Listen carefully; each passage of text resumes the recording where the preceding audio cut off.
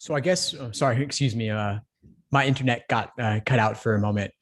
I guess what I was getting at is that the key insight is that because I started documenting what I was doing, even though I had no following, no audience, that was the difference maker that helped me get out of that time for money trap I see so many service providers falling into. Whatever point you're at, I started from zero. I started from just simply having a blog. And because I was documenting my insights and I was posting them consistently every single week, I committed, write a blog post at least once a week. And then I realized I could get ahead of schedule and batch my creation, bank it, schedule it out.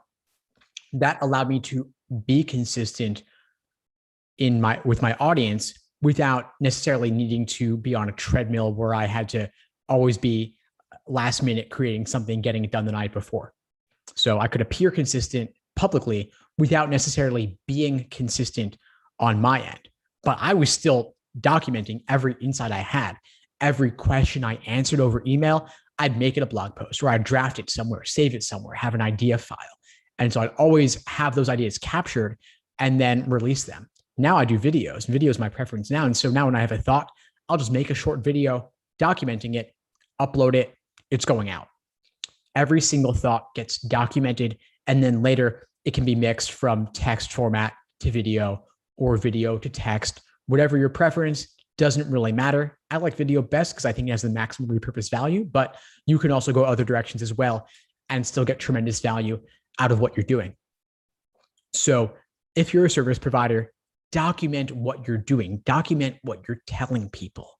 You can document it in real time if you can record the video call, or after you get off the call, just jot it down somewhere. Even just one sentence or a few key phrases, you can always do more with it later, but you've got to have it documented in order to be able to pick up where you left off whenever you want to. So I'll be sharing more and more of my story in the coming days as I think more about how did I get to where I am? Where was I 3 years ago, 5 years ago, 10 years ago, 15 years ago? I started off just tutoring as a high school kid for like $15 an hour. That's it. Didn't take much.